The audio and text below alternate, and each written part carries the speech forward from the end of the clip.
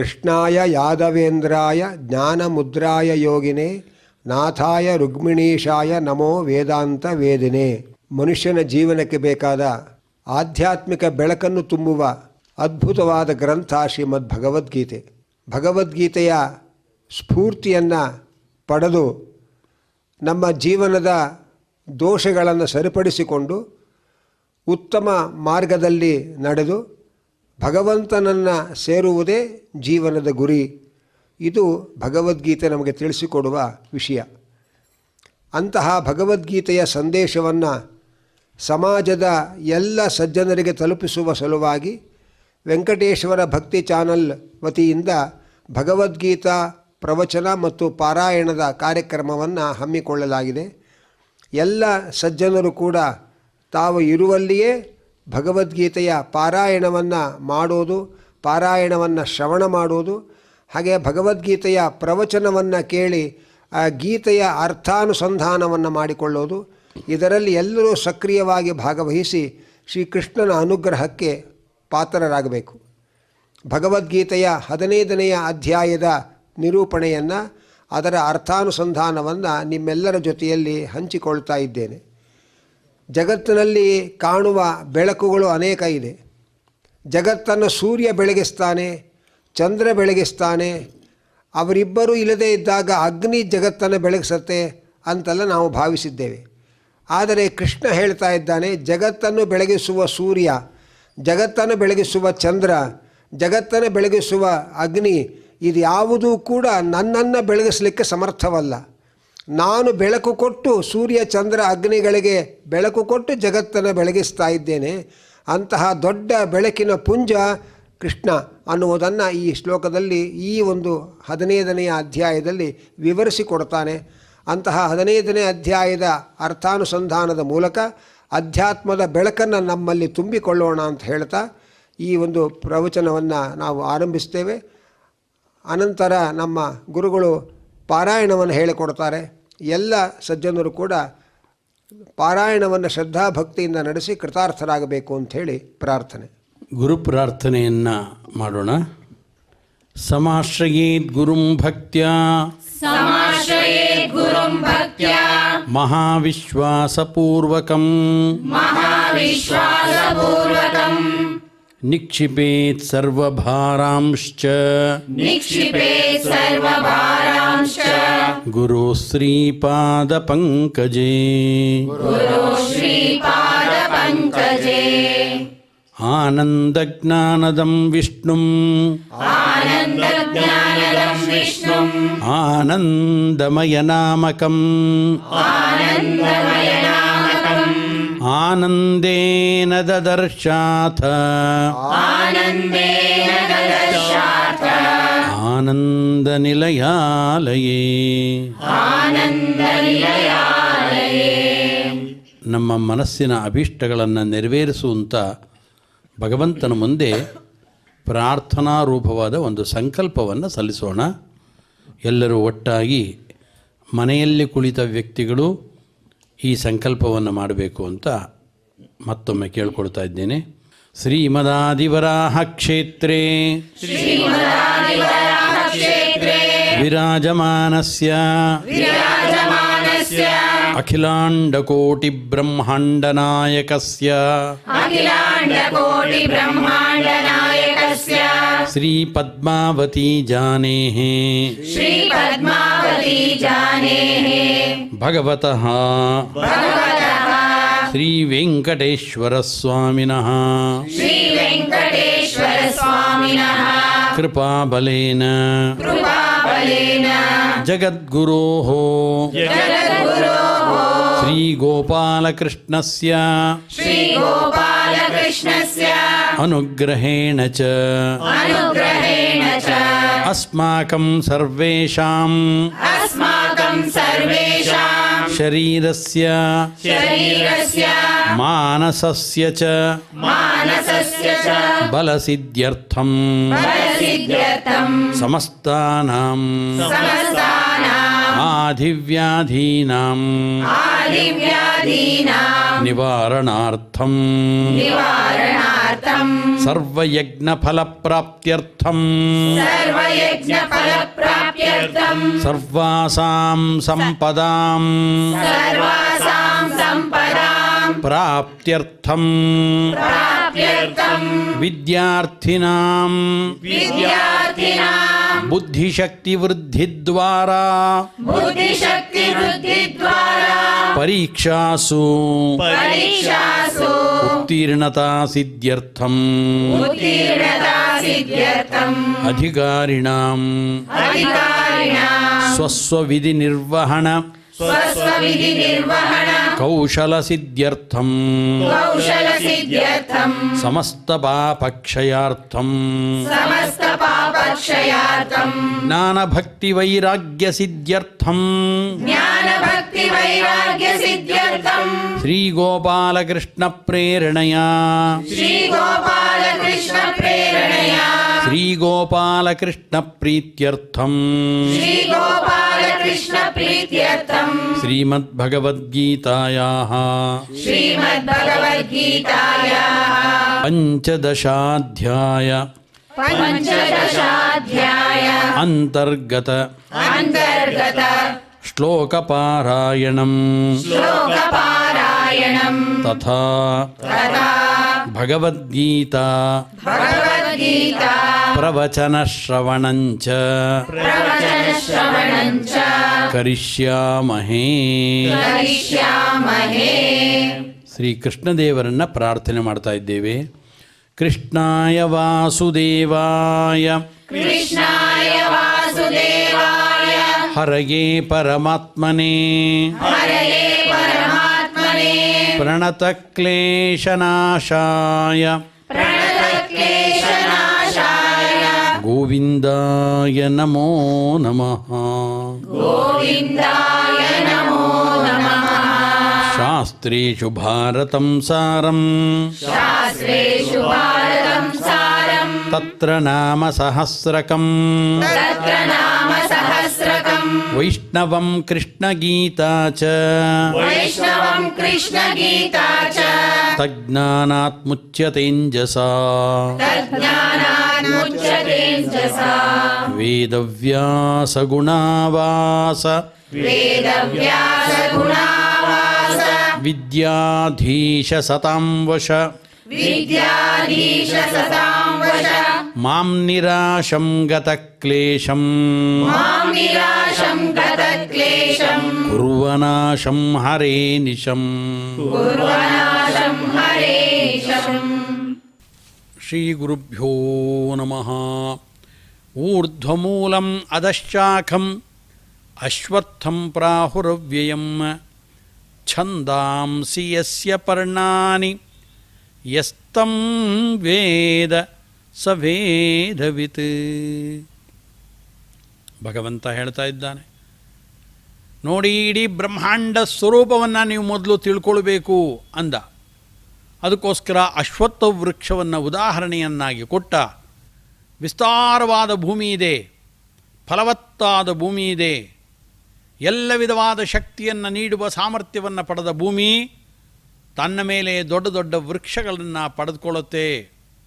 ಹಾಗೆ ಇಡೀ ಬ್ರಹ್ಮಾಂಡ ಎಂಬತಕ್ಕಂಥ ಒಂದು ಅಶ್ವತ್ಥ ವೃಕ್ಷ ಇದೆಯಲ್ಲ, ಆ ಅಶ್ವತ್ಥ ವೃಕ್ಷ ತನ್ನ ಬೆಳವಣಿಗೆಯನ್ನು ಪಡ್ಕೊಳ್ಳೋದಕ್ಕೆ ಮೂಲ ಆಧಾರಭೂತನಾದವನು, ಸ್ವತಂತ್ರ ತತ್ವನಾದವನು ಭಗವಂತನಿಗೆ ನೀನು ಮೂಲ ಆಧಾರ ಆಗುವಂಥ ಯಾವ ವ್ಯಕ್ತಿಗಳು ಆಜ್ಞೆಯನ್ನು ಮಾಡಲಿಲ್ಲ.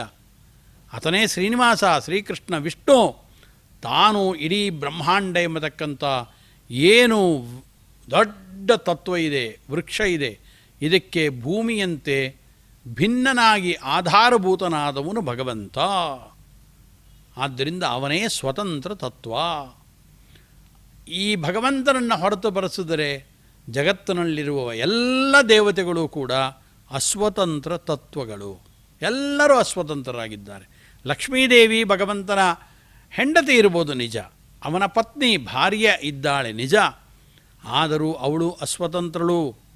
ಅದೇ ಭಗವಂತನನ್ನು ತನ್ನ ಭುಜಗಳ ಮೇಲೆ ಹೊತ್ತುಕೊಂಡು ರಾವಣನ ಎದುರಿನಲ್ಲಿ ನಿಂತುಕೊಂಡಂಥವನು ಹನುಮಂತ, ವಾಯುದೇವ, ಅವನು ಅಸ್ವತಂತ್ರ. ನಿರಂತರವಾಗಿ ಗರುಡ ದೇವರು ತಮ್ಮ ಭುಜಗಳ ಮೇಲೆ ಹೊತ್ತುಕೊಂಡು ಓಡಾಡ್ತಾರೆ. ಅವರೂ ಅಸ್ವತಂತ್ರ, ಭಗವಂತನ ಅಧೀನ. ತನ್ನ ಮೇಲೆ ಪವಡಿಸುವಂತೆ ಶೇಷದೇವರು ಭಗವಂತನನ್ನು ಪ್ರಾರ್ಥನೆ ಮಾಡ್ತಾರೆ. ಅವನೂ ಶೇಷದೇವನೂ ಕೂಡ ಅಸ್ವತಂತ್ರ. ಹೀಗೆ ಅಸ್ವತಂತ್ರ ತತ್ವ ಏನಿದೆ, ಅದರಲ್ಲಿರುವ ತತ್ವಗಳು, ಅದಕ್ಕೆ ಅಭಿಮಾನಿಯಾದ ದೇವತೆಗಳು, ಇವರೆಲ್ಲರೂ ಅಸ್ವತಂತ್ರರು. ಆದರೂ ಈ ಅಸ್ವತಂತ್ರವಾದ ತತ್ವದಲ್ಲೂ ಪ್ರಧಾನವಾಗಿ ನಮಗೆ ಗೋಚರವಾಗತಕ್ಕಂಥವಳು, ನಾನು ಹಿಂದಿನ ಸಂಚಿಕೆಯಲ್ಲೂ ಪ್ರಸ್ತುತಪಡಿಸಿದಂತೆ ಶ್ರೀಯಃಕಾಂತಾಯ ಕಲ್ಯಾಣ ನಿಧಯೇ ನಿಧಯೇ ಅರ್ಥಿನಾಂ ಶ್ರೀ ವೆಂಕಟನಿವಾಸಾಯ ಶ್ರೀನಿವಾಸಾಯ ಮಂಗಳಂ ಅಂತೀವಿ. ಶ್ರೀನಿವಾಸಾಯ ಮಂಗಳಂ, ಅವನ ಹೆಸರೇ ಹೇಳುವಂತೆ ಶ್ರೀಹಿ ನಿವಸತಿ ಅಸ್ಮಿನ್ನಿತಿ ಶ್ರೀನಿವಾಸ. ಶ್ರೀಹಿ ಅಂದರೆ ಸಾಕ್ಷಾತ್ ಲಕ್ಷ್ಮೀದೇವಿ. ಲಕ್ಷ್ಮೀದೇವಿ ಭಗವಂತನ ಎದೆಯಲ್ಲೇ ಕುಳಿತುಕೊಂಡಿದ್ದಾಳೆ. ಅವನ ವಕ್ಷಸ್ಥಳದಲ್ಲಿ ಶೋಭಾಯಮಾನವಾಗಿ ಕುಳಿತಂಥವಳ ಲಕ್ಷ್ಮೀದೇವಿ.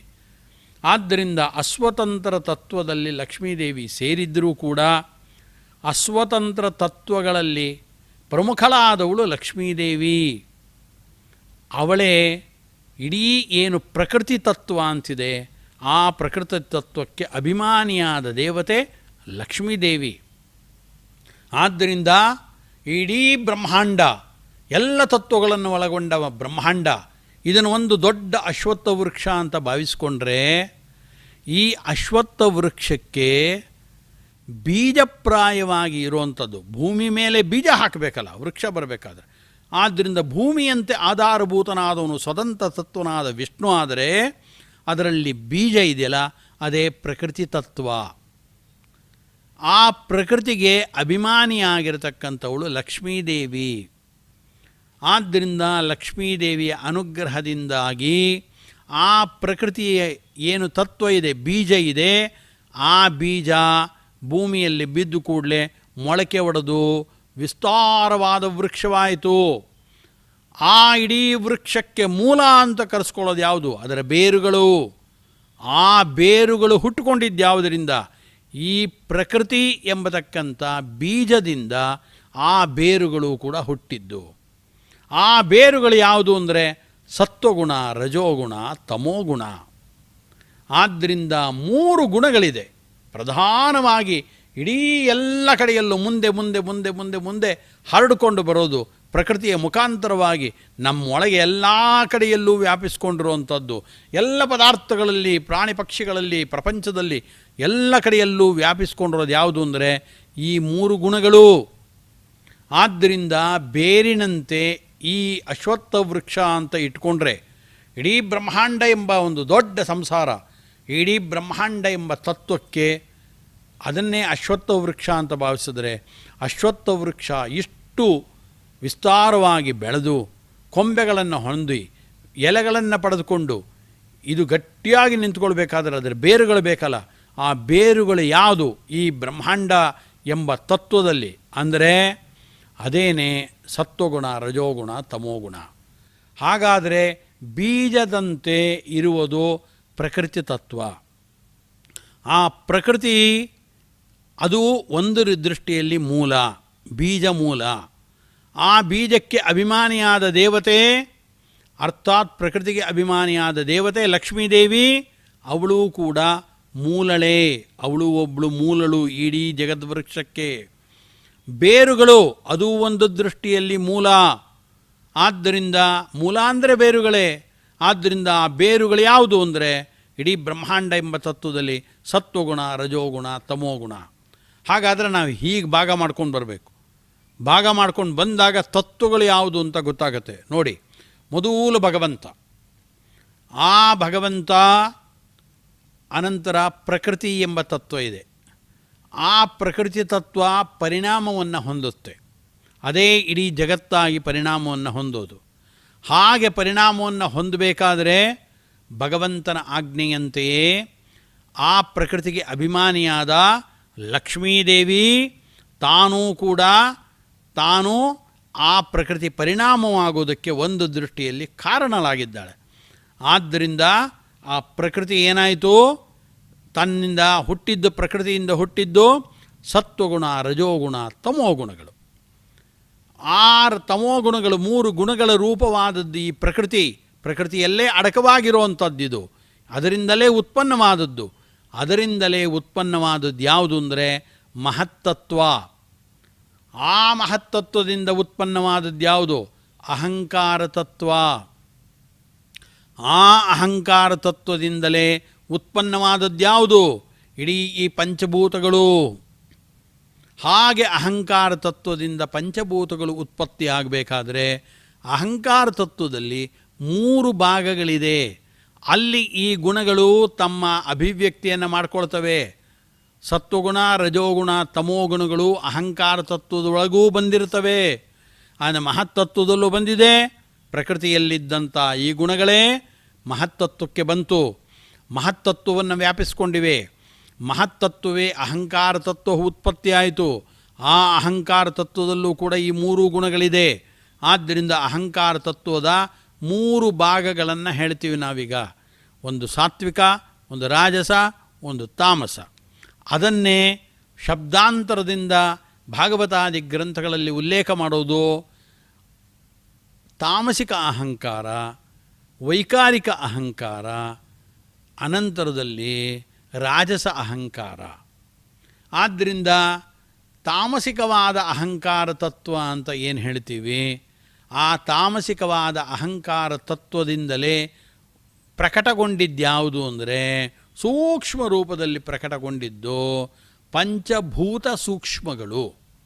ಅಂದರೆ ಪಂಚಭೂತಗಳು ಅಂತ ಏನು ಜಗತ್ತಿನಲ್ಲಿ ನಾವು ಹೇಳ್ತೀವಿ, ಯಾವುದು ಪಂಚಭೂತಗಳು ಅಂದರೆ ಆಕಾಶ, ವಾಯು, ಅಗ್ನಿ, ಜಲ, ಅನಂತರದಲ್ಲಿ ಪೃಥ್ವಿ, ಅಪು, ತೇಜಸ್ಸು, ವಾಯು, ಆಕಾಶ. ಪೃಥ್ವಿ ಅಂದರೆ ಭೂಮಿ, ಅಪ್ ಅಂದರೆ ನೀರು, ಪಂಚ ಅಪು 5 ನದಿಗಳನ್ನು ಹೊಂದಿದ ನಾಡು ಪಂಜಾಬ್. ಅಪ್ ಅಂದರೆ ನೀರು. ಆದ್ದರಿಂದ ಪೃಥ್ವಿ, ನೀರು, ಅನಂತರದಲ್ಲಿ ಪ್ರಕಾಶ ಅಗ್ನಿ, ಆನಂತರದಲ್ಲಿ ವಾಯು, ಅನಂತರದಲ್ಲಿ ಪ್ರಧಾನವಾದದ್ದು ಆಕಾಶ. ಆದರೆ ಇವುಗಳು ಬಂದಿದ್ದು ಹೇಗೆ ಅಂತಂದರೆ ಮೊದಲು ಆಕಾಶ, ಆಕಾಶದಿಂದ ವಾಯು, ವಾಯುವಿನಿಂದ ಅಗ್ನಿ, ಅಗ್ನಿಯಿಂದ ಜಲ, ಜಲದಿಂದ ಪೃಥ್ವಿ. ಹೀಗೆ ಉತ್ಪತ್ತಿ ಕ್ರಮ. ಆದ್ದರಿಂದ ಪ್ರಕೃತಿ ಏನಿದೆ, ಪ್ರಕೃತಿಯಿಂದ ಉತ್ಪನ್ನವಾದದ್ದು ಮಹತ್ತತ್ವ. ಮಹತ್ತತ್ವದಿಂದ ಉತ್ಪನ್ನವಾದದ್ದೇ ಅಹಂಕಾರ ತತ್ವ. ಅಹಂಕಾರ ತತ್ವ ಉತ್ಪನ್ನವಾಯಿತು ಅಂದರೆ ಅಹಂಕಾರ ತತ್ವದಲ್ಲಿ ಮೂಲಭೂತವಾಗಿ ತಾಮಸಿಕವಾದ ಅಹಂಕಾರ, ರಾಜಸ ಅಹಂಕಾರ, ವೈಕಾರಿಕವಾದ ತೇಜಸ್ಸು, ತೈಜಸಿಕವಾದದ್ದು ಅಂತ ಅಂತೀವಿ ನಾವು. ವೈಕಾರಿಕ ಅಹಂಕಾರ ಅಂತೀವಿ, ತೈಜಸ ಅಹಂಕಾರ ಅಂತೀವಿ, ತಾಮಸಿಕ ಅಹಂಕಾರ ಅಂತ ಅದನ್ನೇ 3 ಶಬ್ದಗಳಲ್ಲಿ ಹೇಳ್ತೀವಿ. ತಾಮಸಿಕವಾದ ಅಹಂಕಾರದಿಂದಲೇ ಉತ್ಪನ್ನವಾದದ್ದು, ಪ್ರಕಟವಾಗಿದ್ದು, ವ್ಯಕ್ತವಾದದ್ದು 5 ಭೂತ ಪದಾರ್ಥಗಳಿಗೆ ಕಾರಣವಾದ ಭೂತ ಸೂಕ್ಷ್ಮಗಳು. ಯಾವುದಂದರೆ ಶಬ್ದ, ಸ್ಪರ್ಶ, ಆನಂತರದಲ್ಲಿ ರೂಪ, ರಸ, ಗಂಧ. ಹಾಗಾಗಿ ಶಬ್ದ, ಸ್ಪರ್ಶ, ರೂಪ, ರಸ, ಗಂಧ. ಇದಕ್ಕೆ ನಾವೇನು ಕರಿತೀವಿ ಶಾಸ್ತ್ರಗಳಲ್ಲಿ ಅಂದರೆ ಪಂಚ ತನ್ಮಾತ್ರಗಳು ಅಂತ ಕರಿತೀವಿ. ಇದನ್ನು ಶಬ್ದ ತನ್ಮಾತ್ರ, ಸ್ಪರ್ಶ ತನ್ಮಾತ್ರ, ರೂಪ ತನ್ಮಾತ್ರ, ರಸ ತನ್ಮಾತ್ರ ಮತ್ತು ಗಂಧ ತನ್ಮಾತ್ರ ಅಂದರೆ ತುಂಬ ಸೂಕ್ಷ್ಮವಾಗಿರೋದು. ಇದರಿಂದಲೇ ಹುಟ್ಟಿ ಬಂದಿದ್ದು ಯಾವುದು ಅಂದರೆ ಶಬ್ದದಿಂದಲೇ ಉತ್ಪನ್ನವಾದದ್ದು ಆಕಾಶ. ಆ ಶಬ್ದ ತನ್ಮಾತ್ರದಿಂದಲೇ ಉತ್ಪನ್ನವಾದದ್ದು ಆಕಾಶ. ಆಕಾಶದಿಂದ ಉತ್ಪನ್ನವಾದದ್ದು ವಾಯು.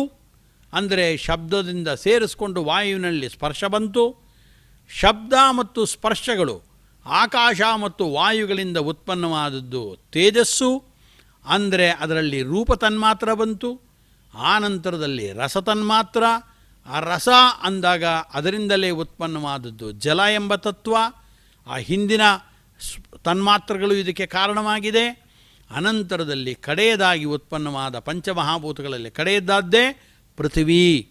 ಇದು ಗಂಧ ತನ್ಮಾತ್ರದಿಂದ ಉಂಟಾಗಿದ್ದು ಕೇವಲ ಗಂಧ ತನ್ಮಾತ್ರ ಅಲ್ಲ, ಶಬ್ದ, ಸ್ಪರ್ಶ, ರೂಪ, ರಸ ಇವುಗಳಿಂದ ಎಲ್ಲ ಸೇರಿಸ್ಕೊಂಡು ಕಡೆಗೆ ಉತ್ಪನ್ನವಾದದ್ದು ಗಂಧ ತನ್ಮಾತ್ರದಿಂದ ಉತ್ಪನ್ನವಾದದ್ದು ಪೃಥ್ವಿ. ಇದು ಹೇಗೆ ಹೇಳ್ತೀರ ಇದನ್ನೆಲ್ಲ ಅಂದರೆ, ವೇದ ಹೇಳ್ತಾ ಇದೆ. ನಮಗೆ ಪ್ರಧಾನವಾದದ್ದು ಇದೆಲ್ಲವನ್ನು ತಿಳಿಸ್ಕೊಡೋದು ವೇದ. ಆ ವೇದವನ್ನು ಅನುಸರಿಸಿಕೊಂಡೇ ಹೊರಟಂಥದ್ದು ಪೌರುಷೇಯ ಗ್ರಂಥಗಳು. ಮಹಾಭಾರತದಲ್ಲಿ ಹೇಳಿದ್ದಾರೆ, ಭಾಗವತಾದಿ ಗ್ರಂಥಗಳಲ್ಲಿ, ಅನೇಕ ಪುರಾಣಗಳಲ್ಲಿ ಈ ವಿಚಾರಗಳನ್ನೆಲ್ಲ ಹೇಳಿದ್ದಾರೆ. ಹಾಗಾಗಿ ಇದಕ್ಕೆ ಮೂಲವಾದದ್ದು ಯಾವುದು ಅಂದರೆ ವೇದಗಳು. ವೇದದಲ್ಲೇ ಸ್ಪಷ್ಟವಾಗಿ ಭಗವಂತ ಹೇಳ್ತಾ ಇದ್ದಾನೆ, ಇದೆಲ್ಲ ಆಕಾಶ ತತ್ವ ಉತ್ಪನ್ನವಾಗಿದ್ಯಾವುದು? ಭಗವಂತನಿಂದ, ಪರಂಪರೆಯ ಭಗವಂತನಿಂದ. ಭಗವಂತ ಪ್ರಕೃತಿಯಿಂದ ಮಹತ್ತತ್ವದಿಂದ ಅಹಂಕಾರ ತತ್ವವನ್ನು ಹುಟ್ಟಿಸ್ದ. ಆದ್ದರಿಂದಲೇ ವೇದ ಹೇಳ್ತಾ ಇದೆ, ಆತ್ಮನ ಆಕಾಶ ಸಂಭೂತಃ ಆಕಾಶಾದ್ವಾಯು ವಾಯೋರಗ್ನಿ ಅಗ್ನೇರಾಪಃ ಅದ್ಭ್ಯಃ ಪೃಥಿವೀ ಪೃಥಿವ್ಯಾಂ ಓಷಧಯಃ ಓಷಧೀಭ್ಯೋನ್ನಂ ಅನ್ನಾತ್ ಪುರುಷಃ ಅಂತ ಈ ಕ್ರಮದಲ್ಲಿ ಉತ್ಪತ್ತಿಯಾದ ಕ್ರಮವನ್ನು ವೇದ ಹೇಳ್ತಾ ಇದೆ. ಆದ್ದರಿಂದ ಯತೋ ವಾ ಇಮಾನಿ ಭೂತಾನಿ ಜಾಯಂತೆ, ಯತೋ ವಾ ಇಮಾನಿ ಭೂತಾನಿ ಜಾಯಂತೆ ತದ್ವಿಜಿಜ್ಞಾಸಸ್ವ ತದ್ಬ್ರಹ್ಮೇತಿ ಅಂತ. ಯಾರಿಂದ ಈ ಭೂತಗಳೆಲ್ಲ ಉತ್ಪನ್ನವಾಗಿದ್ದು? ಭಗವಂತ. ಆದ್ದರಿಂದ ಭಗವಂತನಿಂದಲೇ ಇಡೀ ಜಗತ್ತು ಉತ್ಪನ್ನವಾದದ್ದು. ಅದನ್ನು ಹೇಳ್ತಾ ಆತ್ಮನ ಆಕಾಶ ಸಂಭೂತಃ, ಆತ್ಮನಿಂದಲೇ ಈ ಆಕಾಶ ಉತ್ಪತ್ತಿಯಾಗಿದ್ದು. ನೇರವಾಗಿ ಅಂತಲ್ಲ, ಆತ್ಮನಿಂದಲೇ ಶ್ರೀನಿವಾಸ, ವಿಷ್ಣು, ಕೃಷ್ಣ ಇವನಿಂದಲೇ ಪ್ರಕೃತಿ ತತ್ವ ಅದು ವಿಸ್ತಾರವಾಯಿತು. ಗುಣಗಳು ಬಂತು, ಸತ್ವಗುಣ, ರಜೋಗುಣ, ತಮೋಗುಣಗಳು. ಅದರಿಂದ ಮಹತ್ತತ್ವದಿಂದ ಅಹಂಕಾರ ತತ್ವ, ಅಹಂಕಾರ ತತ್ವದ ತಾಮಸಿಕವಾದ ಭಾಗದಿಂದಲೇ ಪಂಚಭೂತ ಸೂಕ್ಷ್ಮಗಳು, ರೂಪರಸಗಂಧ ಶಬ್ದ ಸ್ಪರ್ಶ, ಅನಂತರದಲ್ಲಿ ಅದರಿಂದಲೇ ಉತ್ಪನ್ನವಾದದ್ದು ಪಂಚಮಹಾಭೂತಗಳು. ಅದು ಯಾವುದು ಅಂದರೆ ಪೃಥ್ವಿ, ಅಪು, ತೇಜಸ್ಸು, ವಾಯು, ಆಕಾಶ, 5 ಮಹಾಭೂತಗಳು. ಇದೆಲ್ಲ ಉತ್ಪನ್ನವಾದವು. ಈ ಪಂಚಮಹಾಭೂತಗಳಿಂದಲೇ ಉತ್ಪನ್ನವಾದದ್ದು ಯಾವುದು? ನಾವು ನೀವು ಬೆಳಗಾಗೆದ್ದು ಕಣ್ಣು ಬಿಟ್ಟು ನೋಡಿದ ಕೂಡಲೇ ಇಡೀ ನಮ್ಮ ಮನೆ, ನಮ್ಮ ಮಠ, ನಮ್ಮ ವೃಕ್ಷಗಳು, ನಮ್ಮ ಸಸ್ಯಗಳು, ನಮ್ಮ ಪ್ರಾಣಿಗಳು, ಸುತ್ತಮುತ್ತ ಇರತಕ್ಕಂಥ ಬೆಟ್ಟಗಳು, ಗಿಡಗಳು, ಮೋಡಗಳು, ಆಕಾಶ, ಗ್ರಹಗಳು, ನಕ್ಷತ್ರಗಳು ಇದೆಲ್ಲವೂ ಕೂಡ ಪಂಚಭೂತದ ವಿಕಾರಗಳೇ. ಅಷ್ಟೇ ಯಾಕೆ, ನಾವೇನು ಈ ಜೀವ ಶರೀರ ಎಂಬ ಹೊದಿಕೆಯನ್ನು ಪಟ್ಟುಕೊಂಡಿದ್ದಾನೆ, ಈ ಶರೀರ ಇದು ಪಾಂಚಭೌತಿಕವಾದ ಶರೀರ.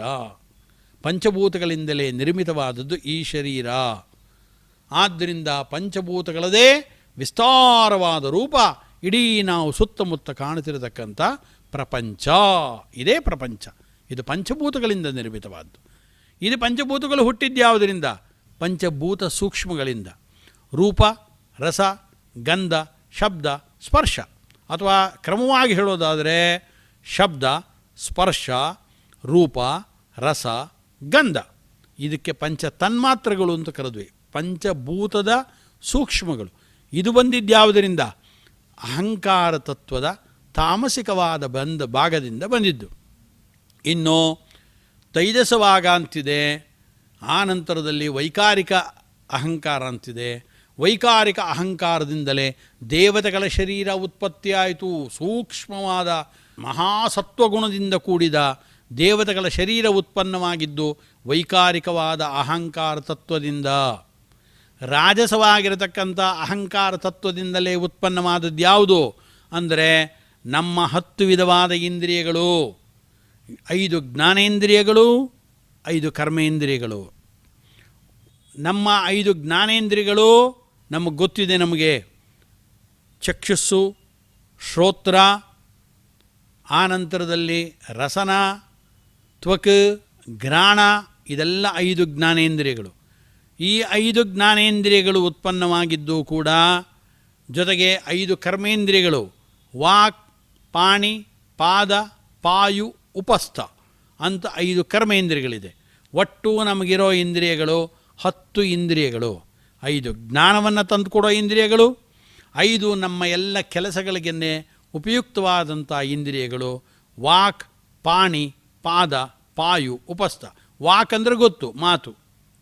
ಪಾಣಿ ಕೈಗಳು, ಪಾದ ಕಾಲುಗಳು, ಪಾಯು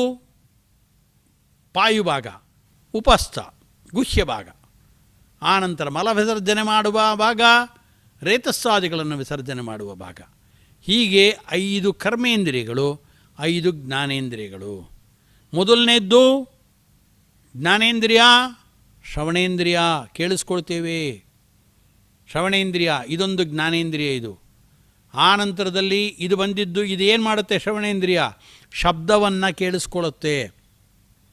ಶಬ್ದ ಅನ್ನೋದಿರೋದಲ್ಲಿ ಅದು ಆಕಾಶದ ಗುಣ. ಆಕಾಶ ಉತ್ಪನ್ನವಾಗಿದ್ದೇ ಶಬ್ದ ತನ್ಮಾತ್ರದಿಂದ.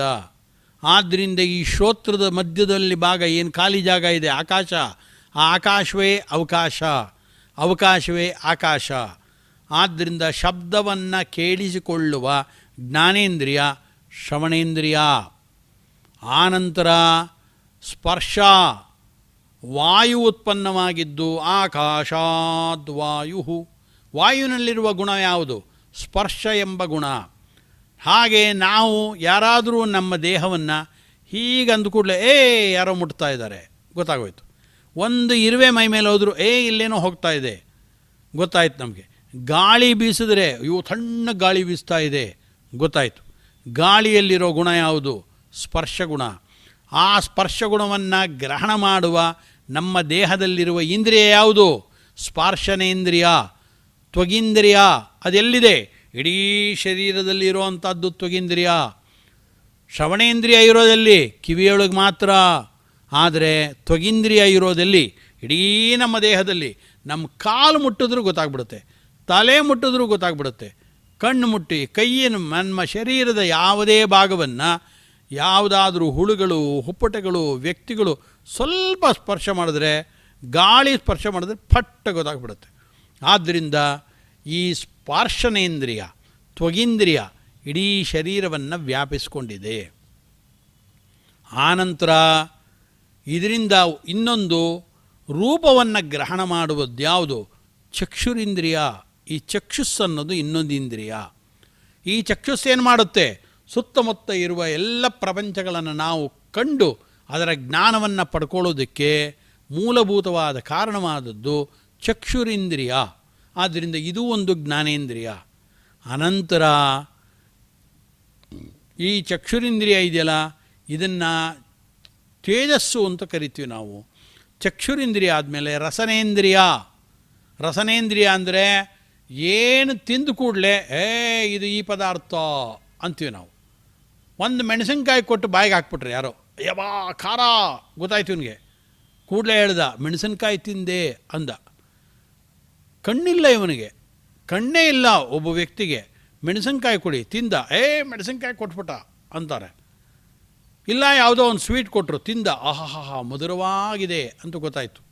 ಈ ಮಾಧುರ್ಯ ಅನ್ನೋ ರಸವನ್ನು ಗ್ರಹಣ ಮಾಡಿದ್ದಾಗಲಿ, ಕಟು, ಕಷಾಯ ಇದ್ಯಾವುದು ರಸಗಳನ್ನು ಗ್ರಹಣ ಮಾಡೋದು ಯಾವುದು ಅಂದರೆ ರಸನೇಂದ್ರಿಯ. ಆದ್ದರಿಂದ ಷಡ್ರಸಗಳು ಅಂತಿದೆ: ಮಧುರ, ಆಮ್ಲ, ಲವಣ, ಕಟು, ಕಷಾಯ, ತಿಕ್ತ. 6 ರಸಗಳು.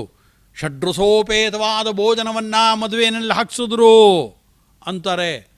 ಆದರೆ ಈ 6 ರಸಗಳನ್ನು ಗ್ರಹಣ ಮಾಡುವ ಇಂದ್ರಿಯ ಯಾವುದು ಅಂದರೆ ರಸನೇಂದ್ರಿಯ. ಅದೇ ಜಿಹ್ವಾ.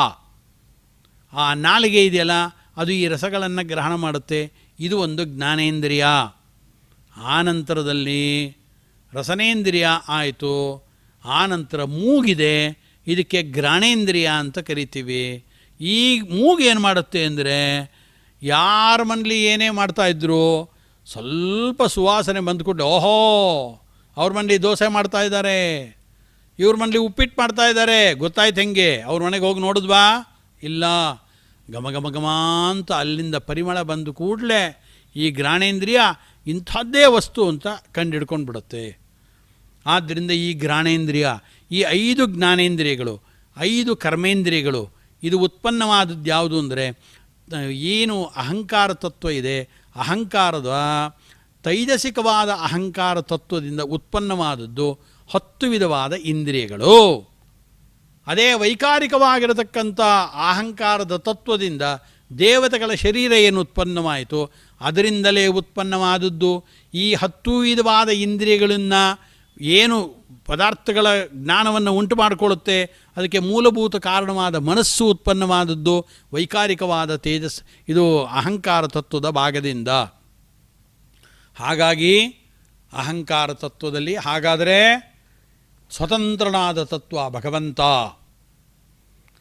ಆ ಭಗವಂತ ತಾನು ಇಡೀ ಜಗತ್ತನ್ನು ಸೃಷ್ಟಿ ಮಾಡೋದಕ್ಕೆ ಮೊದಲು ತೆಗೆದುಕೊಳ್ಳೋದು ಪ್ರಕೃತಿ ತತ್ವವನ್ನು, ಅದು ಬೀಜದಂತೆ. ಆ ಪ್ರಕೃತಿಯಿಂದ ಉತ್ಪನ್ನವಾದದ್ದು ಯಾವುದು? ಸತ್ವಗುಣ, ರಜೋಗುಣ, ತಮೋಗುಣಗಳು. ಅನಂತರದಲ್ಲಿ ಅದೇ ಪ್ರಕೃತಿಯಿಂದ ಉತ್ಪನ್ನವಾದದ್ದು ಯಾವುದು? ಮಹತ್ತತ್ವ. ಆ ಮಹತ್ತತ್ವದಿಂದ ಅಹಂಕಾರ ತತ್ವ. ಆ ಅಹಂಕಾರ ತತ್ವದಲ್ಲಿರೋದು ಯಾವುದು?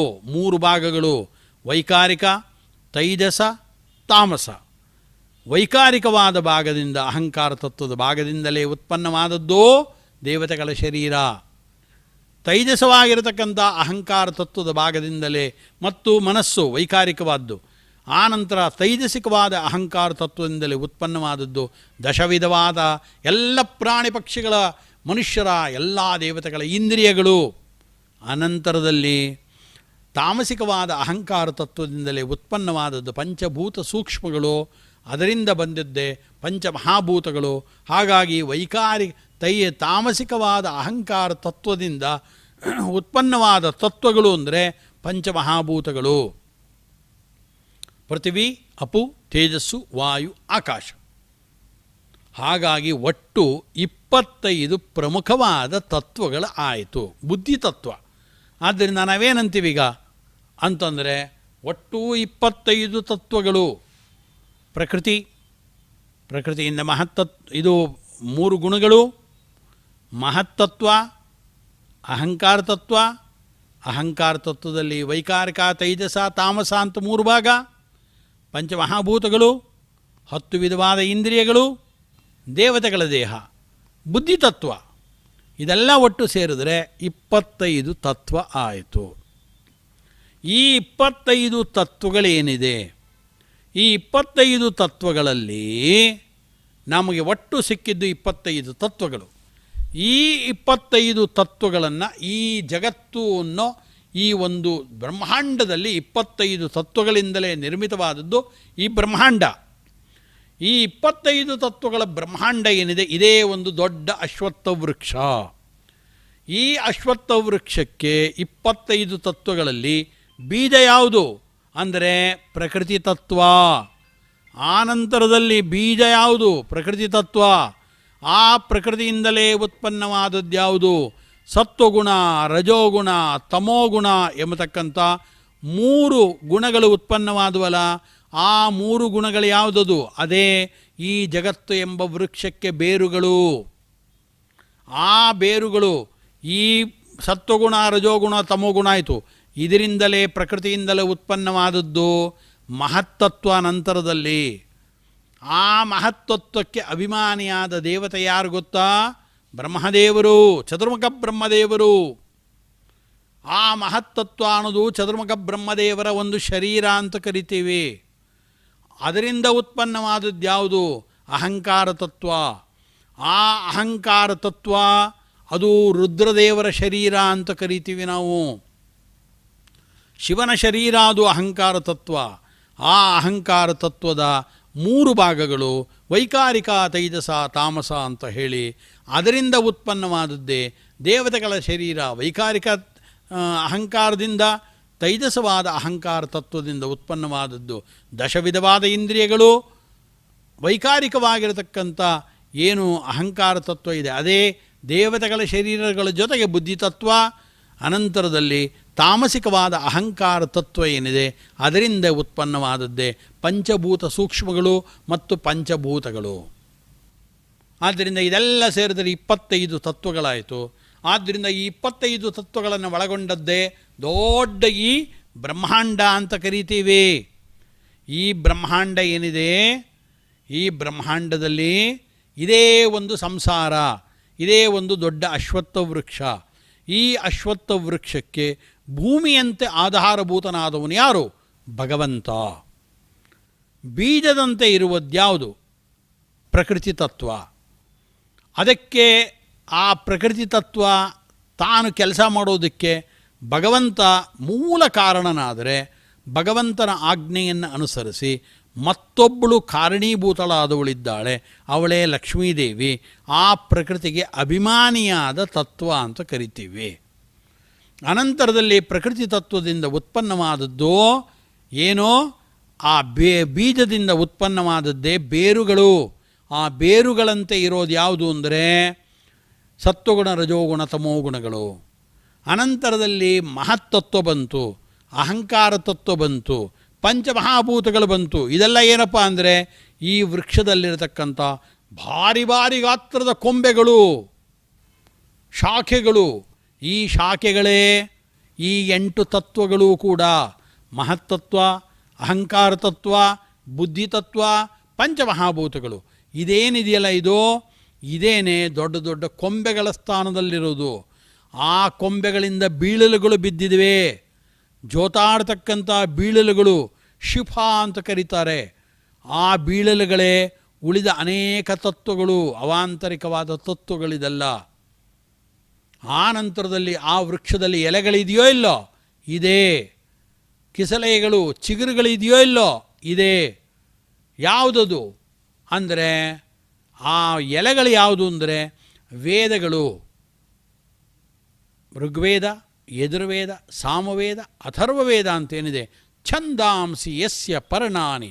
ಈ ವೇದಗಳೇ ಆ ಇಡೀ ಬ್ರಹ್ಮಾಂಡ ಎಂಬ ವೃಕ್ಷದ ತತ್ವಗಳ ದೃಷ್ಟಿಯಿಂದ ಎಲೆಗಳು. ಅಶ್ವತ್ಥ ವೃಕ್ಷದ ಎಲೆಗಳಿದ್ದಂತೆ ಈ ಬ್ರಹ್ಮಾಂಡ ಎಂಬ ಏನು ತತ್ವದ ಇದೆ ವೃಕ್ಷ ಇದೆ, ಇದಕ್ಕೆ ಎಲೆಗಳ ಸ್ಥಾನದಲ್ಲಿರೋದು ವೇದಗಳು. ಚಿಗುರುಗಳಿದೆಯಲ್ಲ, ಆ ಎಲೆಗಳ ಚಿಗುರುಗಳೆಲ್ಲ ಆಕರ್ಷಕವಾಗಿದೆಯಲ್ಲ, ಅದು ಯಾವುದು ಅಂತಂದರೆ ಅದೇ ವಿಷಯ ಪದಾರ್ಥಗಳು. ಅದನ್ನೇ ಹೇಳಿದ್ದು, ಛಂದಾಂಸಿ ಯಸ್ಯ ಪರ್ಣಾನಿ ಯಸ್ತಂ ವೇದ ಸ ವೇದವಿತ್. ಪ್ರವಾಲಗಳು, ಚಿಗುರುಗಳು, ಅದೇ ಸಮಗ್ರವಾದ ವಿಷಯ ಪದಾರ್ಥಗಳು ಅಂತ ಇಡೀ ಬ್ರಹ್ಮಾಂಡ ವೃಕ್ಷವನ್ನು ಪರಿಚಯ ಮಾಡಿಕೊಡ್ತಾರೆ. ಆದ್ದರಿಂದ ಇದೆಲ್ಲ ಯಾಕೆ ಹೇಳ್ತಿದ್ದೀರ ನೀವು ಅಂತಂದರೆ, ನೋಡಿ, ಮೋಕ್ಷ ಬೇಕೋ ಬೇಡೋ? ಫಲ ಯಾವುದು? ಈ ಅಶ್ವತ್ಥ ವೃಕ್ಷದ ಫಲ ಯಾವುದು ಅಂದರೆ ಈ ಜಗತ್ತಿನಲ್ಲಿ ನಾವು ಬದುಕೋದಕ್ಕೆ ಬೇಕಾಗಿರತಕ್ಕಂಥದ್ದು ಕಾಮರೂಪವಾದ ಫಲ ಒಂದು. ಈ ಜಗತ್ತನ್ನು ದಾಟಿಕೊಂಡು ಇದನ್ನೆಲ್ಲ ತಿಳಿದುಕೊಂಡು ಭಗವಂತನ ಅನುಗ್ರಹವನ್ನು, ಅವನ ಜ್ಞಾನವನ್ನು ಸಂಪಾದನೆ ಮಾಡಿ, ಅವನ ಅನುಗ್ರಹವನ್ನು ಸಂಪಾದನೆ ಮಾಡಿ ಪಡೆಯತಕ್ಕಂಥ ಫಲ, ಮಹಾಫಲ, ಅದು ಮೋಕ್ಷ ಫಲ. ಅದು ಈ ವೃಕ್ಷದ ಹಣ್ಣು. ಆದ್ದರಿಂದ ಈ ವೃಕ್ಷದ ಹಣ್ಣು 2. ಒಂದು ಕಾಮ, ಈ ಜಗತ್ತಿಗೂ ಉಪಯುಕ್ತವಾಗುವಂಥದ್ದು, ಮೋಕ್ಷಕ್ಕೂ ಉಪಯುಕ್ತವಾಗುವಂಥದ್ದು. ಮತ್ತೊಂದು ಮೋಕ್ಷ ಫಲ. ಇದೇ ಈ ಅಶ್ವತ್ಥ ವೃಕ್ಷದ ಫಲಗಳು ಅಂತ. ಹೀಗೆ ಊರ್ಧ್ವಮೂಲಂ ಅಧಶಾಖಂ. ಶಾಖೆಗಳು ಅಧ, ನಿಕೃಷ್ಟವಾದದ್ದು, ಉತ್ಕೃಷ್ಟವಾದದ್ದು ವಿಷ್ಣು. ಅವನನ್ನು ಬಿಟ್ಟರೆ ಎಲ್ಲರೂ ಅಸ್ವತಂತ್ರರು, ನಿಕೃಷ್ಟರು ಅಂತ ಕರೆಸ್ಕೊಳ್ಳೋದು. ಅಧಶಾಖಂ ಅಶ್ವತ್ಥಂ ಪ್ರಾಹುರವ್ಯಯಂ. ಇದೊಂದು ದೊಡ್ಡ ಅಶ್ವತ್ಥ ವೃಕ್ಷ ಅಂತ. ಹೀಗೆ ಇದರ ವ್ಯಾಖ್ಯಾನವನ್ನು ಭಗವಂತ ನಮಗೆ ದೃಷ್ಟಾಂತವನ್ನು ಕೊಟ್ಟು ಇಡೀ ಬ್ರಹ್ಮಾಂಡವನ್ನು ಪರಿಚಯ ಮಾಡ್ತಾ ಇದ್ದಾನೆ. ಅದನ್ನು ಮತ್ತಷ್ಟು ಮಗದಷ್ಟು ತಿಳ್ಕೊಳ್ಳೋಣ ಅಂತ ಹೇಳ್ತಾ, ತಮ್ಮೆಲ್ಲರಿಗೂ ಕೂಡ ಆ ಊರ್ಧ್ವನಾಮಕನಾದ ಭಗವಂತ, ಅವನ ಕೈಕೆಳಗೆ ಬಂದಿರತಕ್ಕಂಥ ಲಕ್ಷ್ಮೀದೇವಿ ಇರ್ಬೋದು, ಬ್ರಹ್ಮದೇವರು, ರುದ್ರದೇವರು ಮೊದಲಾದ ದೇವತೆಗಳಿದ್ದಾರೆ. ಆ ಎಲ್ಲ ದೇವತೆಗಳು ನಮಗೆ ಅನುಗ್ರಹವನ್ನು ಮಾಡಲಿ ಅಂತ ಕೇಳ್ಕೊಳ್ತಾ ಇದ್ದೇನೆ. ಹರಯೇ ನಮಃ. ಶ್ರೀಕೃಷ್ಣಾರ್ಪಣಮಸ್ತು. ಭಗವದ್ಗೀತೆಗೆ ಸಂಬಂಧಪಟ್ಟ 15ನೇ ಅಧ್ಯಾಯದ ಶ್ಲೋಕಗಳ ಪಾರಾಯಣವನ್ನು ನಾವು ಪ್ರಾರಂಭ ಮಾಡೋಣ. ಅಥ ಶ್ರೀಮದ್ಭಗವದ್ಗೀತಾಸು ಉಪನಿಷತ್ಸು ಬ್ರಹ್ಮವಿದ್ಯಾಯಾಂ ಯೋಗಶಾಸ್ತ್ರೇ ಶ್ರೀಕೃಷ್ಣಾರ್ಜುನ ಸಂವಾದೇ ಪುರುಷೋತ್ತಮ ಯೋಗೋ ನಾಮ पञ्चदशोऽध्यायः पञ्चदशोऽध्यायः श्रीभगवान् उवाच श्रीभगवान् उवाच ऊर्ध्वमूलमधः शाखम् ऊर्ध्वमूलमधः शाखम् अश्वत्थं प्राहुरव्ययम् अश्वत्थं प्राहुरव्ययम् छन्दांसि यस्य पर्णानि छन्दांसि यस्य पर्णानि यस्तं वेद स वेदवित् यस्तं वेद स वेदवित् अधश्चोर्ध्वम् अधश्चोर्ध्वम् प्रसृतास्तस्य शाखाः प्रसृतास्तस्य शाखाः गुणप्रवृद्धा गुणप्रवृद्धा विषयप्रवालाः विषयप्रवालाः अधश्च मूलानि अधश्च मूलानि अनुसन्ततानि अनुसन्ततानि कर्मानुबन्धीनि कर्मानुबन्धीनि मनुष्यलोके मनुष्यलोके न रूपमस्येह न रूपमस्येह तथोपलभ्यते ततोपलभ्यते नान्तो न चादिः नान्तो न चादिः न च सम्प्रतिष्ठा न च सम्प्रतिष्ठा अश्वत्थमेनम् अश्वत्थमेनम् सुविरूढमूलम् सुविरूढमूलम् असङ्गशस्त्रेण असङ्गशस्त्रेण दृढेन छित्त्वा दृढेन चित्वा ततः पदम् ततः पदम् तत्परिमार्गितव्यम् तत्परिमार्गितव्यम् यस्मिन् गताः यस्मिन् गताः न निवर्तन्ति भूयः न निवर्तन्ति भूयः तमेव चाद्यम् तमेव चाद्यम् पुरुषं प्रपद्ये पुरुषं प्रपद्ये यतः प्रवृत्तिः यतः प्रवृत्तिः प्रसृता पुराणी प्रसृता पुराणी निर्माणमोहा निर्माणमोहा जितसङ्गदोषाः जितसङ्गदोषाः अध्यात्मनित्या अध्यात्मनित्या विनिवृत्तकामाः विनिवृत्तकामाः द्वन्द्वैर्विमुक्ताः द्वन्द्वैर्विमुक्ताः सुखदुःखसंज्ञैः सुखदुःखसंज्ञैः गच्छन्त्यमूढाः गच्छन्तमूढाः पदमव्ययं तत् पदमव्ययं तत् न तद्भासयते सूर्यो न तद्भासयते सूर्यो न शशाङ्को न पावकः न शशाङ्को न पावकः यद्गत्वा न निवर्तन्ते यद्गत्वा न निवर्तन्ते तद्धाम परमं मम तद्धाम परमं मम ममैवांशो जीवलोके ममैवांशो जीवलोके जीवभूतः सनातनः जीवभूतः सनातनः मनःषष्ठानीन्द्रियाणि मनःषष्ठानीन्द्रियाणि प्रकृतिस्थानि कर्षति प्रकृतिस्थानि कर्षति शरीरं यदवाप्नोति शरीरं यदवाप्नोति यच्चाप्युत्क्रामतीश्वरः यच्चाप्युत्क्रामतीश्वरः गृहीत्वैतानि संयाति गृहीत्वैतानि संयाति वायुर्गन्धानि वाशयात् वायुर्गन्धानि वाशयात् श्रोत्रं चक्षुस्पर्शनं च श्रोत्रं चक्षुस्पर्शनं च रसनं घ्राणमेव च रसनं घ्राणमेव च अधिष्ठाय मनश्चायम् अधिष्ठाय मनश्चायम् विषयान् उपसेवते विषयान् उपसेवते उत्क्रामन्तं स्थितं वापि उत्क्रामन्तं स्थितं वापि भुञ्जानं वा गुणान्वितं भुञ्जानं वा गुणान्वितं विमूढानानुपश्यन्ति विमूढानानुपश्यन्ति ಪಶ್ಯಂತಿ ಪಶ್ಯಂತಿ ಜ್ಞಾನಚಕ್ಷುಷಃ ಪಶ್ಯಂತಿ ಜ್ಞಾನಚಕ್ಷುಷಃ ಯತಂತೋ ಯೋಗಿನಶ್ಚೈನಂ ಯದಂತೋ ಯೋಗಿನಶ್ಚೈನಂ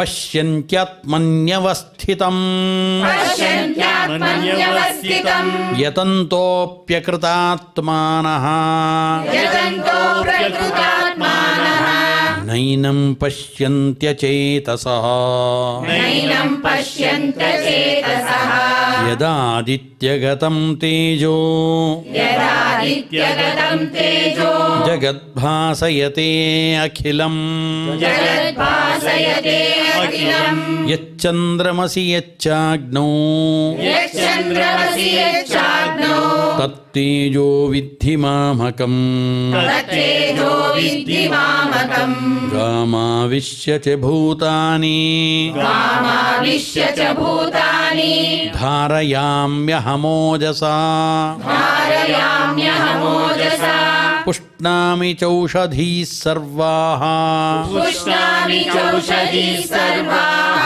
ಸೋಮೋ ಭೂತ್ವಾ ರಸಾತ್ಮಕಃ ಸೋಮೋ ಭೂತ್ವಾ ರಸಾತ್ಮಕಃ ಅಹಂ ವೈಶ್ವಾನರೋ ಭೂತ್ವಾ ಅಹಂ ವೈಶ್ವಾನರೋ ಭೂತ್ವಾ ಪ್ರಾಣಿನಾಂ ದೇಹಮಾಶ್ರಿತಃ ಪ್ರಾಣಿನಾಂ ದೇಹಮಾಶ್ರಿತಃ ಪ್ರಾಣಾಪಾನಸಮಾಯುಕ್ತಃ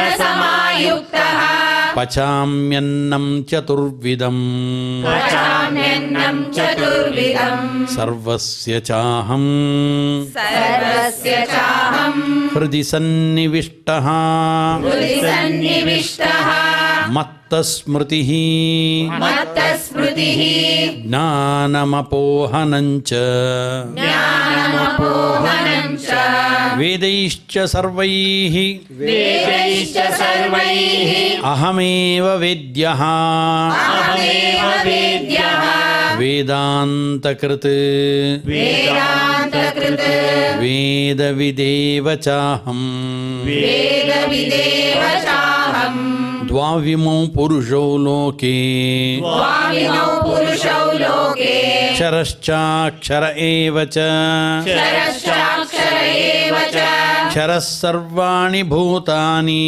ಕ್ಷರಃ ಸರ್ವಾಣಿ ಭೂತಾನಿ ಕೂಟಸ್ಥೋಕ್ಷರ ಉಚ್ಯತೆ ಕೂಟಸ್ಥೋಕ್ಷರ ಉಚ್ಯತೆ ಉತ್ತಮಃ ಪುರುಷಸ್ತ್ವನ್ಯಃ ಉತ್ತಮಃ ಪುರುಷಸ್ತ್ವನ್ಯಃ ಪರಮಾತ್ಮೇತ್ಯುದಾಹೃತಃ ಪರಮಾತ್ಮೇತ್ಯುದಾಹೃತಃ ಯೋ ಲೋಕತ್ರಯಮಾವಿಶ್ಯ ಯೋ ಲೋಕತ್ರಯಮಾವಿಶ್ಯ ಬಿಭರ್ತ್ಯವ್ಯಯ ಈಶ್ವರಃ ವಿವರ್ತವ್ಯಯ ಈಶ್ವರಃ ಯಸ್ಮಾಕ್ಷರಮತೀತೋಹಂ ಯಸ್ಮಾಕ್ಷರಮತೀತೋಹಂ ಅಕ್ಷರಾದಪಿ ಚೋತ್ತಮಃ ಅಕ್ಷರಾದಪಿ ಚೋತ್ತಮಃ ಅತೋಸ್ಮಿ ಲೋಕೆ ವೇದೇ ಚ ಅತೋಸ್ಮಿ ಲೋಕೆ ವೇದೇ ಚ ಪ್ರಥಿತಃ ಪುರುಷೋತ್ತಮಃ ಪ್ರಥಿತಃ ಪುರುಷೋತ್ತಮಃ ಯೋ ಮಾಮೇವಮಸಮ್ಮೂಢಃ ಯೋ ಮಾಮೇವಮಸಮ್ಮೂಢಃ ಜಾನಾತಿ ಪುರುಷೋತ್ತಮಂ ಜಾನಾತಿ ಪುರುಷೋತ್ತಮಂ ಸ ಸರ್ವವಿದ್ ಭಜತಿ ಮಾಂ ಸ ಸರ್ವವಿದ್ ಭಜತಿ ಮಾಂ ಸರ್ವಭಾವೇನ ಭಾರತ ಸರ್ವಭಾವೇನ ಭಾರತ ಇತಿ ಗುಹ್ಯತಮಂ ಶಾಸ್ತ್ರಂ ಇತಿ ಗುಹ್ಯತಮಂ ಶಾಸ್ತ್ರಂ ಇದಮುಕ್ತಂ ಮಯಾ ನಘ ಇದಮುಕ್ತಂ ಮಯಾ ನಘ ಏತದ್ ಬುದ್ಧ್ವಾ ಬುದ್ಧಿಮಾನ್ ಸ್ಯಾತ್ ಏತದ್ ಬುದ್ಧ್ವಾ ಬುದ್ಧಿಮಾನ್ ಸ್ಯಾತ್ ಕೃತಕೃತ್ಯಶ್ಚ ಭಾರತ ಕೃತಕೃತ್ಯಶ್ಚ ಭಾರತ ಇತಿ ಶ್ರೀಮದ್ಭಗವದ್ಗೀತಾಸು ಇತಿ ಶ್ರೀಮದ್ಭಗವದ್ಗೀತಾಸು ಉಪನಿಷತ್ಸು ಉಪನಿಷತ್ಸು ಬ್ರಹ್ಮವಿದ್ಯಾಯಾಂ ಬ್ರಹ್ಮವಿದ್ಯಾಯಾಂ ಯೋಗಶಾಸ್ತ್ರೇ ಯೋಗಶಾಸ್ತ್ರೇ ಶ್ರೀಕೃಷ್ಣಾರ್ಜುನ ಸಂವಾದೇ ಶ್ರೀಕೃಷ್ಣಾರ್ಜುನ ಸಂವಾದೇ ಪುರುಷೋತ್ತಮ ಯೋಗೋ ನಾಮ ಪುರುಷೋತ್ತಮ ಯೋಗೋ ನಾಮ ಪಂಚದಶೋಧ್ಯಾಯಃ ಪಂಚದಶೋಧ್ಯಾಯಃ ಯತ್ರ ಯೋಗೇಶ್ವರಃ ಕೃಷ್ಣಃ ಯತ್ರ ಯೋಗೇಶ್ವರ ಕೃಷ್ಣಃ ಯತ್ರ ಪಾರ್ಥೋ ಧನುರ್ಧರಃ ಯತ್ರ ಪಾರ್ಥೋ ಧನುರ್ಧರಃ ತತ್ರ ಶ್ರೀರ್ವಿಜಯೋ ಭೂತಿಃ ತತ್ರ ಶ್ರೀರ್ವಿಜಯೋ ಭೂತಿಃ ಧ್ರುವಾನೀತಿರ್ಮತಿರ್ಮಮ ಧ್ರುವಾನೀತಿರ್ಮತಿರ್ಮಮ.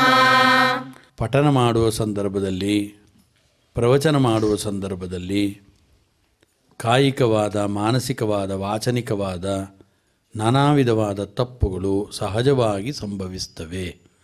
ಆ ಎಲ್ಲ ತಪ್ಪುಗಳನ್ನು ಕ್ಷಮಿಸುವಂತ ಭಗವಂತನಲ್ಲಿ ಪ್ರಾರ್ಥನೆ ಮಾಡ್ತಾ ಅವನಿಗೆ ಸಮರ್ಪಣೆಯನ್ನು ಮಾಡಿ ಸಮಸ್ತ ಲೋಕಗಳಿಗೂ ಮಂಗಳವಾಗಲಿ ಅಂತ ಹೇಳಿ ಶ್ರೀನಿವಾಸ ದೇವರಿಗೂ ನಾವು ಈಗ ಮಂಗಳವನ್ನು ಸಮರ್ಪಣೆ ಮಾಡೋಣ. ಯದಕ್ಷರ ಪದಭ್ರಷ್ಟಂ ಯದಕ್ಷರಪದಭ್ರಷ್ಟಂ ಮಾತ್ರಾಹೀನಂಚ ಯದ್ಭವೇತ್ ಮಾತ್ರಾಹೀನಂಚ ಯದ್ಭವೇತ್ ತತ್ಸರ್ವಂ ಕ್ಷಮ್ಯತಾಂ ದೇವ ತತ್ಸರ್ವಂ ಕ್ಷಮ್ಯತಾಂ ದೇವ. ನಾರಾಯಣ ನಮೋಸ್ತುತೇ. ನಾರಾಯಣ ನಮೋಸ್ತುತೇ. ಕಾಯೇನ ವಾಚಾ ಕಾಯೇನ ವಾಚಾ ಮನಸೇಂದ್ರಿಯೈರ್ವಾ ಮನಸೇಂದ್ರಿಯೈರ್ವಾ ಬುದ್ಧ್ಯಾತ್ಮನಾ ವಾ ಬುದ್ಧ್ಯಾತ್ಮನಾ ವಾ ಪ್ರಕೃತೆ ಸ್ವಭಾವಾತ್ ಪ್ರಕೃತೆ ಸ್ವಭಾವಾತ್ ಕರೋಮಿ ಯದ್ಯತ್ ಕರೋಮಿ ಯದ್ಯತ್ ಸಕಲಂ ಪರಸ್ಮೈ ಸಕಲಂ ಪರಸ್ಮೈ ನಾರಾಯಣಾಯೇತಿ ನಾರಾಯಣಾಯೇತಿ ಸಮರ್ಪಯಾಮಿ. ಸಮರ್ಪಯಾಮಿ.